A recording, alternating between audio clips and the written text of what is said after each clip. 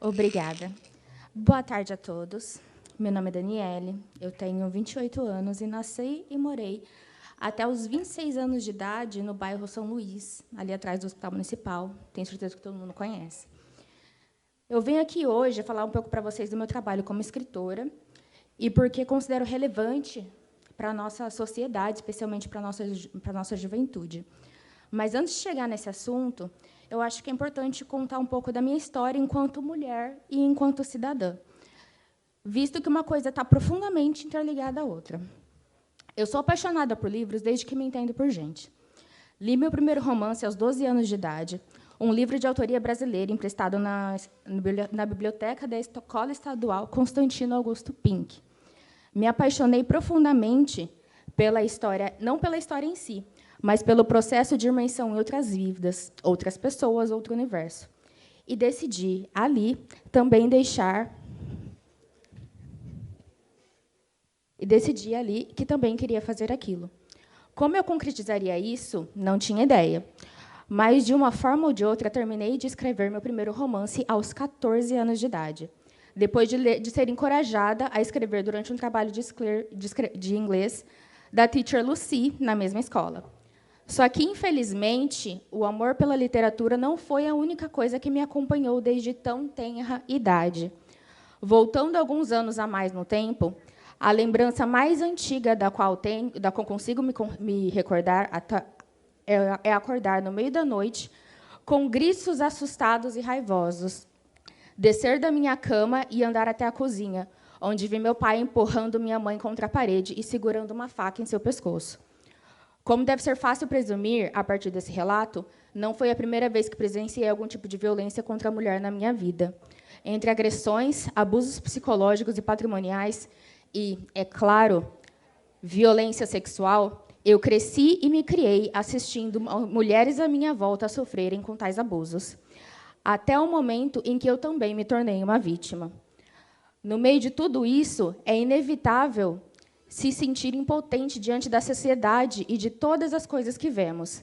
Quem está de fora aponta o dedo e julga uma mulher que se submete a tais agressões e que é só denunciar. Mas o que acontece quando nós denunciamos? Os vizinhos dizem que, em briga de marido e mulher, ninguém mete a colher. Os tios dizem que a sobrinha adolescente inventou o assédio sofrido pelo padrasto porque está com raiva da bronca da semana passada. E nenhum deles, ao menos, para pensar no tom de voz agressivo que usa para falar com a esposa. E, quando a violência é mais sutil, não adianta falar. A culpa é sua por não estabelecer limites, independente de artifícios psicológicos eles usem para mexer com a sua cabeça e com a cabeça dos seus filhos. Tentamos, então, ir além. Se a família e a comunidade não nos amparam, então, certamente, o governo e a justiça o farão. Até o momento no qual, em pleno 2023, você acorda com gritos da vizinha no meio da noite, apanhando no marido, liga para a polícia e, simplesmente, ninguém aparece. Se é a vítima quem decide denunciar, na delegacia ela é desencorajada. Na audiência, ela é julgada. E, pela sociedade, ela é condenada. A verdade é simples e dura. Quando se é mulher, não há escapatória. E foi afundada nessa sensação de sufocamento e de não ter mais a quem recorrer que eu emprestei um pouco da minha história e de tantas outras mulheres para a protagonista do meu último livro, Antes do Fim do Mundo.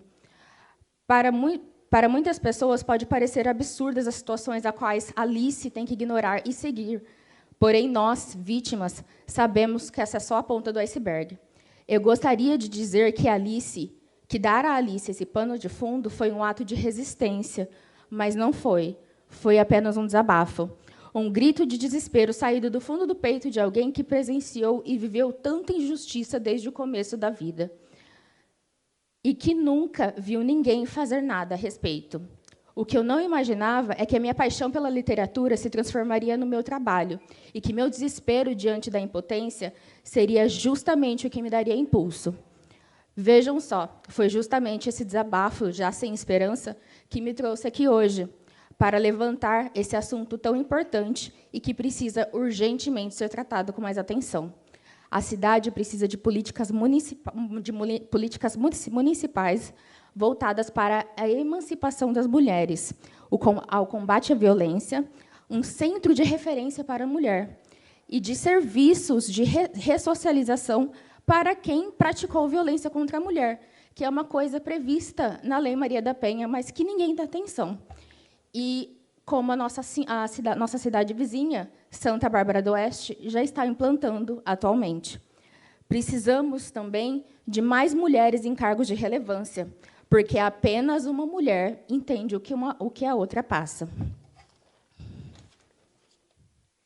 Sei que minhas ações são pequenas diante da monstruosidade do problema, mas hoje, graças à professora Juliana, estou aqui com a oportunidade de falar diretamente aos senhores, que têm o poder de fazer a diferença ao tratar, finalmente, o assunto com o cuidado necessário.